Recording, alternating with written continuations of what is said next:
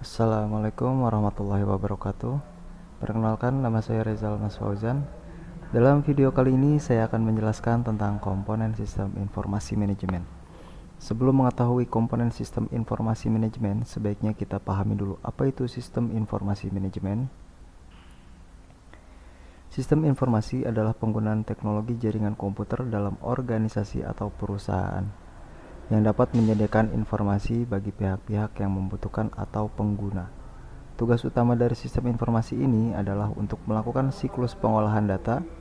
Untuk melakukan siklus ini, maka sebagai suatu sistem diperlukan komponen-komponen tertentu. Siklus ini disebut juga dengan siklus pengolahan data atau biasa disebut juga dengan sebagai siklus informasi. Pada umumnya, data yang diperoleh disimpan terlebih dahulu yang nantinya setiap saat bisa diambil untuk diolah menjadi informasi. Data ini disimpan dalam bentuk basis data yang nantinya akan digunakan untuk menghasilkan informasi. Siklus pengolahan data yang dikembangkan ini disebut juga dengan Extended Data Processing Lifecycle.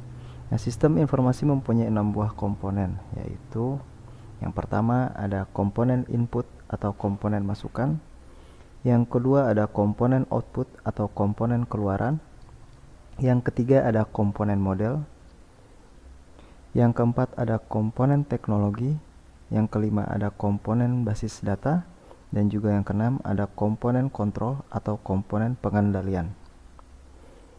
Keenam komponen ini harus ada bersama-sama dan membentuk satu kesatuan. Nah, sekarang kita bahas yang pertama tentang komponen input.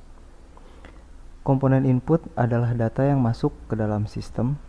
Dalam sistem informasi dapat langsung diolah atau jika belum dibutuhkan, disimpan terlebih dahulu dalam penyimpanan komputer.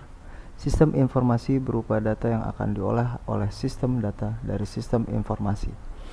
Ini dapat berasal dari luar organisasi seperti saham atau pasar modal, dan dari dalam organisasi seperti data penjualan. Data untuk sistem informasi perlu ditangkap dan dicatat di dokumen dasar. Dokumen dasar merupakan formulir yang digunakan untuk menangkap dari data sistem informasi. Dokumen dasar ini dapat membentuk di dalam penanganan sistem informasi. Nah, yang pertama dapat menunjukkan macam-macam data apa yang harus dikumpulkan dan ditangkap. Yang kedua yaitu data dapat dicatat dengan jelas, konsisten, dan akurat. Yang ketiga, data mendorong lengkapnya data akuntansi, disebabkan data yang dibutuhkan disebutkan satu persatu di dalam dokumen dasarnya. Lalu yang keempat, bertindak sebagai pendistribusi data karena sejumlah tembusan dari formulir-formulir tersebut dapat diberikan kepada individu atau departemen yang membutuhkan. Yang kelima, dokumen dasar dapat membantu di dalam pembuktian terjadinya suatu transaksi yang sah sehingga sangat berguna untuk pelacakan pemeriksaan. Lalu yang keenam, dokumen dasar dapat digunakan sebagai cadangan atau pelindung dari file-file data di komputer.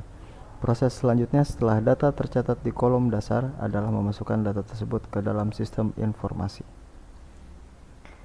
Lalu yang kedua ada komponen output.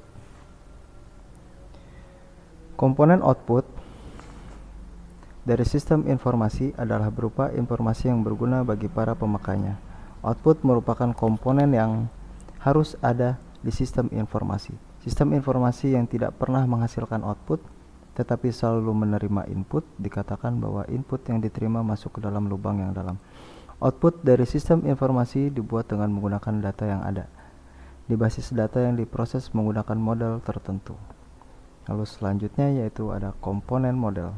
Komponen model informasi yang dihasilkan oleh sistem informasi berasal dari data yang diambil dari basis data yang diolah lewat suatu model-model tertentu.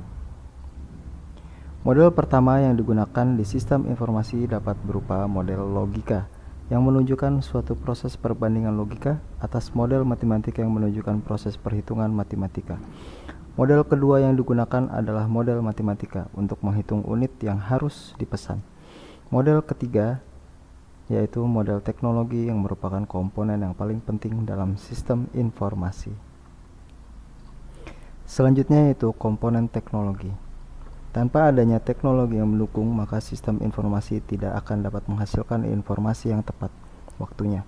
Komponen model teknologi ini mempercepat sistem informasi dalam pengolahan data. Komponen model teknologi ini dapat dikelompokkan ke dalam dua macam kategori, yaitu yang pertama, ada teknologi sistem komputer atau perangkat lunak dan perangkat keras.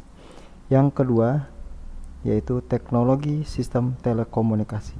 Nah, teknologi ini digunakan untuk menerima input, menjalankan model, menyimpan dan mengakses data, menghasilkan dan mengirimkan keluaran, dan membantu pengendalian dari sistem secara menyeluruh. Lalu selanjutnya yaitu ada komponen basis data. Basis data adalah kumpulan dari data yang saling berhubungan satu dengan yang lainnya, tersimpan di perangkat keras komputer dan digunakan perangkat lunak untuk memanipulasinya. Perangkat lunak ini dapat dibuat sendiri dengan menggunakan bahan pemrograman komputer atau dibeli dalam bentuk satu paket. Banyak paket perangkat lunak yang disediakan untuk memanipulasi basis data. Perangkat lunak ini disebut dengan database, manajemen sistem database. Manajemen sistem yang populer untuk mengolah basis data sekarang ini adalah Relation Database Management System. Database Management System menggambarkan suatu file basis data seperti suatu tabel, yaitu bagian kolom menggambarkan file dan data dan bagian baris menunjukkan recorder data. Selanjutnya yaitu ada komponen kontrol. Komponen kontrol ini digunakan untuk menjamin bahwa informasi yang dihasilkan oleh sistem informasi merupakan informasi yang akurat. Sistem pengendalian atau kontrol dalam sistem informasi dapat diklasifikasikan sebagai sistem pengendalian secara umum atau general control system, dan sistem pengendalian aplikasi atau application control system. Pengendalian secara umum dapat terdiri dari pengendalian sebagai berikut. Yang pertama ada pengendalian organisasi, yang kedua ada pengendalian dokumentasi, yang ketiga ada pengendalian perangkat keras, yang keempat ada pengendalian keamanan fisik, yang kelima ada pengendalian keamanan data, lalu yang terakhir ada pengendalian komunikasi. Nah, pengendalian aplikasi dapat diklasifikasikan sebagai pengendalian masukan atau input control, ada pengendalian proses atau processing control, lalu yang terakhir ada pengendalian keluaran atau output control. Nah, pengendalian aplikasi umumnya merupakan pengendalian yang sudah diprogram di perangkat lunak mengendalikan aplikasi, diantaranya adalah control digit check, reasonable check, echo check, dan control check. Demikianlah penjelasan tentang komponen-komponen sistem informasi manajemen yang bisa saya jelaskan. Kurang lebihnya mohon maaf. Saya tutup. Wassalamualaikum warahmatullahi wabarakatuh.